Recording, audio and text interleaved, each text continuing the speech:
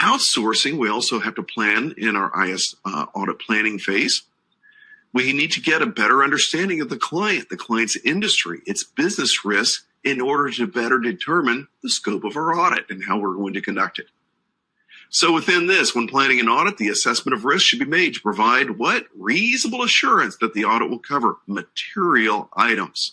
Not all items, just the material items. That little tiny difference is going to make a difference on your exam answers. Yeah? So materiality. What is materiality? An error that should be considered significant to any party concerned with the item in question is ISACA's official definition.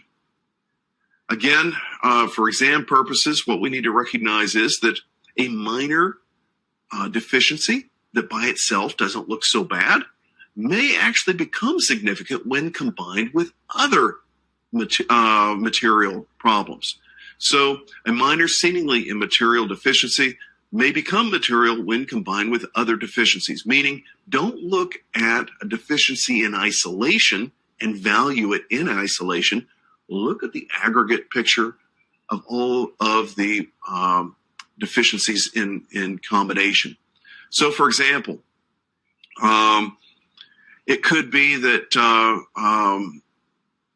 access control. You say, well, we have locks, but the locks are not so good. But fortunately, we have somebody else at the door. Oh, but is the person at the door all the time? Not all the time. Well, see, again, the lock by itself may not seem so bad. The person being gone from the door may not seem so bad when you look at them separately. But what if we have a lock that doesn't work and nobody's at the door at the same time? Together, that becomes a real problem. So this is what ISACA is talking about. Never evaluate a control in isolation.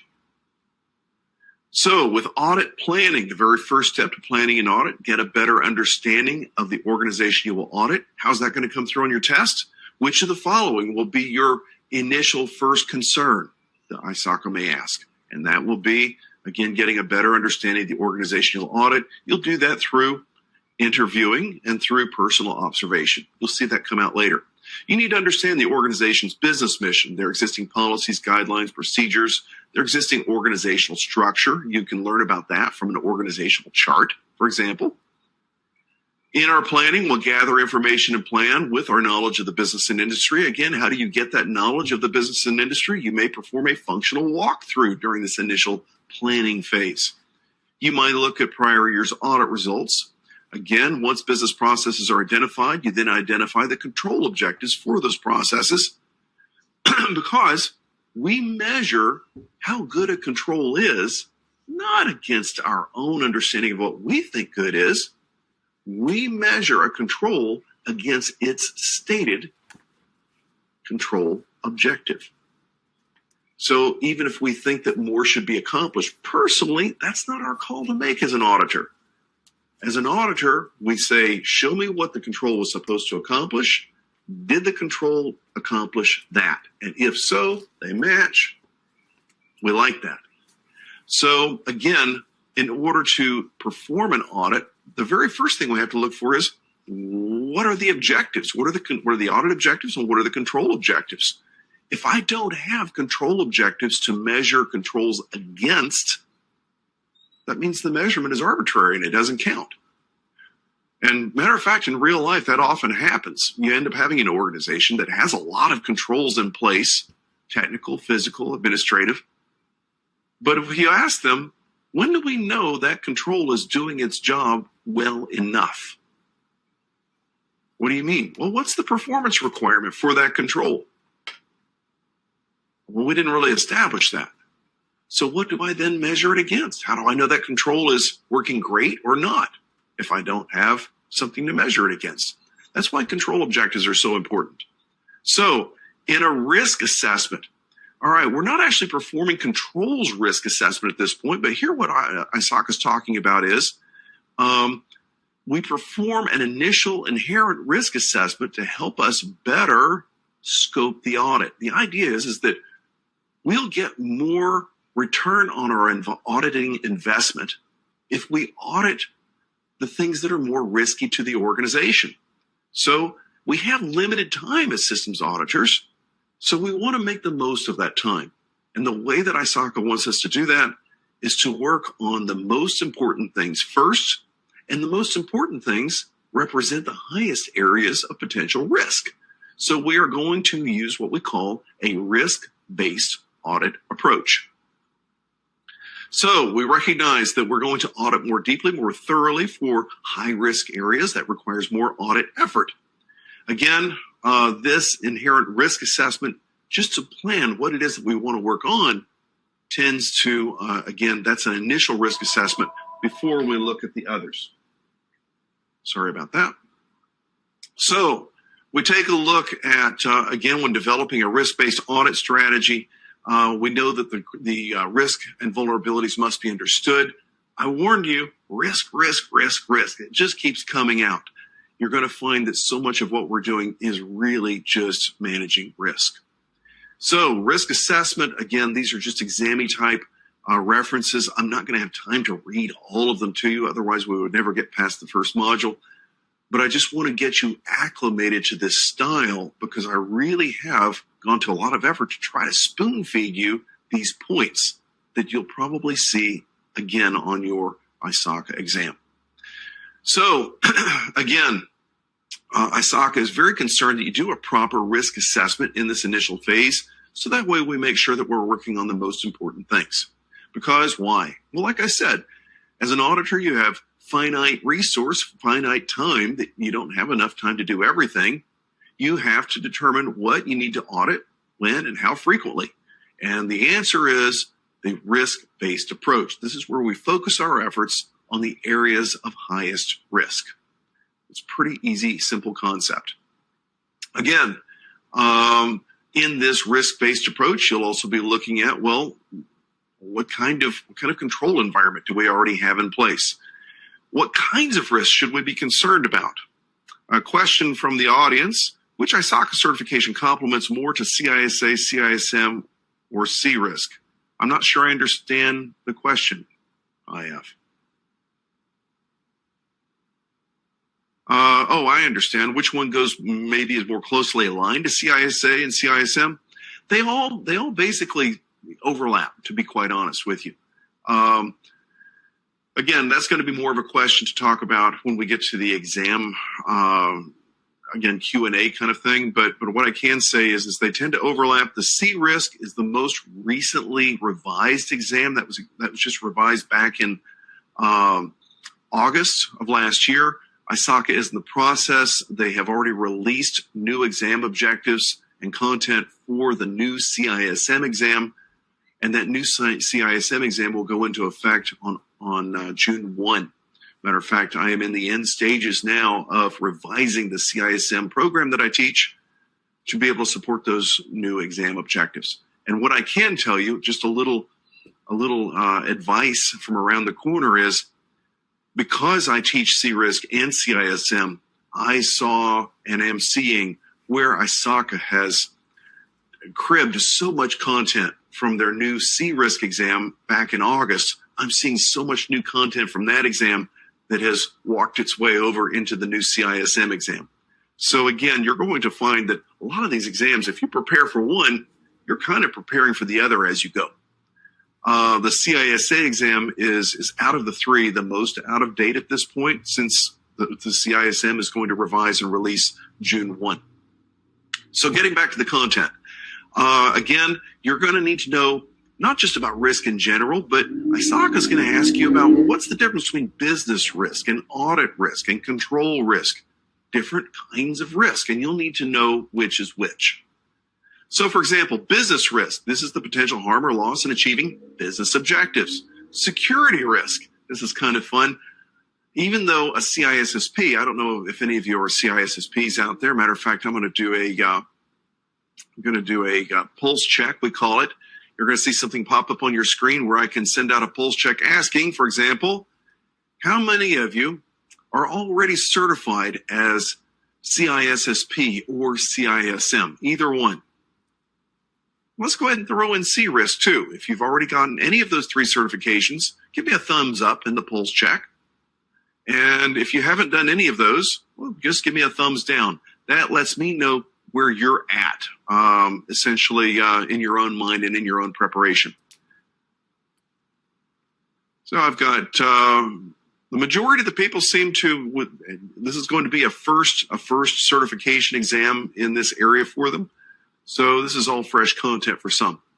The good news is, ladies and gentlemen, as you go on to pursue other credentials and certifications, you're going to find that it just becomes easier and easier as you go. Because, well, they do tend to overlap. So security risk. ISACA has this idea, when they say security, even though security should really focus on more than just confidentiality and access control, security is also about making sure that we protect integrity and making sure that information and resources are available as necessary, as needed for authorized tasks. So normally we think about information security, protecting information confidentiality, integrity, and availability, and then being able to also do that well enough to have assurance or auditing record of what has been done and by whom. Well, having said that, that'll be great for your CISSP exam. That'll be great for your CISM exam. But when ISACA mentions a security risk, and you see answers, some of them go to protecting data integrity and against potential data corruption or unauthorized modification. That's an integrity issue. You'll see other answers perhaps that go to availability and backups. And then you'll see an answer that goes to confidentiality and access control. But ISACA just has a question asking about security risk. ISACA is biased towards thinking of security risk as primarily doing confidentiality protection. So as you move on, just kind of keep in mind that ISACA does tend to have a bias that security risk is mostly about protecting confidentiality, even though as security professionals, we know it's more than that. So ISACA also talks about, again, continuity risk. That is an availability issue, making sure the information is available as we need it. Types of IT risk. ISACA talks about audit risk. Audit risk is the risk that your audit itself may be inaccurate. So, for example, if I perform an audit and you ask me, Alan, so based upon your findings, are we good? And I'll say, well, they didn't let me actually look at anything, but from what little I looked at, it looked okay. Wait a minute. So you didn't really get into anything? No, they wouldn't let me have access. But what I did see looked okay. Well, the problem is there's a lot of room for error in my audit because I wasn't able to see everything I need to see. So this means that the audit itself can have risk as to accuracy based upon the competence of the auditor, based upon the access to information that the auditor has, lots of things. So again, audit risk is the risk that information or potentially financial reports contain errors because the IS auditor was unable to detect that an error has occurred. Inherent risk. Basically, that is the risk that exists before we apply any controls. That's the easiest way to understand it. Think about inherent risk as being the raw risk before you do any controls. That's inherent risk. That's not how ISACA words it on the exam, though. They make it more complicated. They say it is the risk that a material error could occur, assuming that there are no related internal controls to prevent or detect that error. Again, I say that means, oh, you're talking about pre-control risk. Yeah, that one. So in a risk-based audit approach, you first complete an inherent risk assessment. And even if the inherent risk seems to initially be high, remember that after control risk, which is different from inherent risk, should be lower. But we want to focus on the areas where we have the highest inherent risk, making sure that those areas are well controlled. That's where we bring our most return on investment for our audit efforts. Okay, so we go on, again, examples of different types of risks that you may be encountering on your exam. For example, talking about in a risk-based audit approach, which of the following should you first be concerned with completing? It would be your inherent risk assessment that lets you, before you even get into scoping, it lets you have an idea what you should be looking at with your scoping. ISACA asks you again about data diddling, which is unauthorized modification of data. They'll ask you, what kind of risk is that? Is it a control risk? Is it a business risk? Is it an inherent risk? ISACA considers that an inherent risk that needs controls. Again, what is then, a control risk? A control, if an audit risk is the risk that an audit isn't working properly, a control risk is the risk that a control isn't working properly. So control risk, that's the risk that the material error exists that would not be prevented or detected by your system of internal controls, meaning they are either not working properly or they were already deficient to begin with. You didn't have enough controls. Another type of risk, detection risk. That is, again, not detecting that a bad thing happened. This is an auditor's risk. So if an auditor fails to detect an error or an issue and doesn't include it on the auditor's report, that means that the auditor's detection risk contributed to a bad audit report that has higher audit risk. So in other words, detection risk leads to higher audit risk. Why would we have detection risk? Why would we miss something? Either it could be our own incompetence, we didn't know, or it could be we didn't have access to the systems or information we needed to see it.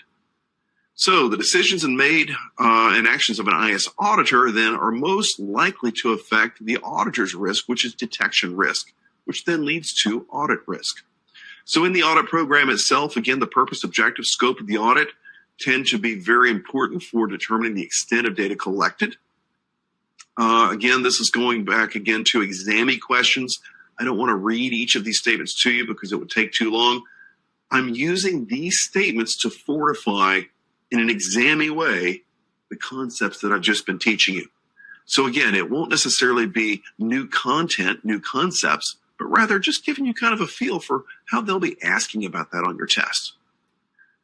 So we need to understand again, what are audit objectives as compared to control objectives? Control objectives determine how an internal control should function. An audit objective is, again, what is the purpose of the audit itself? It could be for regulatory compliance, for example. You'll need to know the difference between audit risk and control risk and detection risk and control objectives versus audit objectives. They're really not so complicated, but ISACA might try to confuse you between them. Practice questions are good to help you with that. IS audit life cycles. I'm combining this into one slide because there's not much to teach you here. Phases 4 and 5, conducting a preliminary review of the audit area or subject, and then actually measuring it and evaluating that audit area and subject. You will then attempt to gather evidence. We need to gather sufficient, which is quantity. We need enough evidence, but we also need not only sufficient, but we also need to have reliable, relevant, and useful evidence. So sufficiency and competency is what we're talking about here. And again, ISACA's primary concern is reliability of the evidence. What does that mean? How much can you trust it? How real is that evidence? How accurate of a picture is that going to give you of the real state? So how trustworthy is the evidence? That's what ISACA talks about with reliable evidence. So sufficiency of evidence is a subjective decision based upon an auditor's professional judgment. It is not an objective decision. It's a subjective decision. Evidence typically includes, and I put this in order of most reliable to least because ISACA wants you to know this, your most reliable evidence collection are your own direct observations rather than taking the word of someone else. Your second most reliable or trustworthy evidence is going to be documentary evidence that you collect directly rather than indirectly. And then you can perform generalized computer-assisted audit techniques using computer-assisted audit tools to analyze data files provided by the client, for example. And then finally, we talk about representations or claims made by the client, information provided by the client, such as their own flowcharts, narratives, written policies. It is evidence, but not nearly as reliable and trustworthy as your own direct observation, for example. So again, in gathering evidence, we need to review IS organizational structures. We need to look for segregation of duties. ISACA is going to have some concerns about segregation of duties. It comes out more strongly on your CISM exam, but there's still some on your CISA exam as well, because think about it. As an auditor, you're supposed to be on the lookout for a lack of segregation of duties. This is coming over from, for example, financial segregation of duties that we are concerned about. We want to make sure that whoever has the ability to initiate a transaction shouldn't be able to approve their own transaction, shouldn't be able to process their own transaction, and certainly then shouldn't be able to record their own transaction. And finally, you want to make sure that if they can do any of these things at all, they also shouldn't have the access to the underlying funds for the transaction. So you segregate these duties so you can try to ensure that good people don't do the wrong thing. Again, segregation of duties is a big concern for ISACA, and that'll come out later as we teach this course. You're again going to need to observe processes, employee performance. That's how you gather evidence. That's that direct observation that we talked about. ISACA loves direct observation.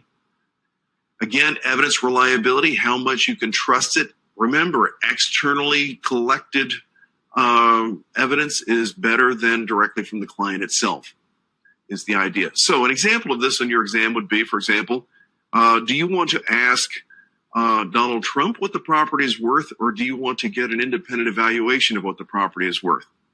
According to the state of New York, you would want to get an independent evaluation. Hey, I make no political comments here. I'm just saying that's what's been in the news. So you want to have, again, third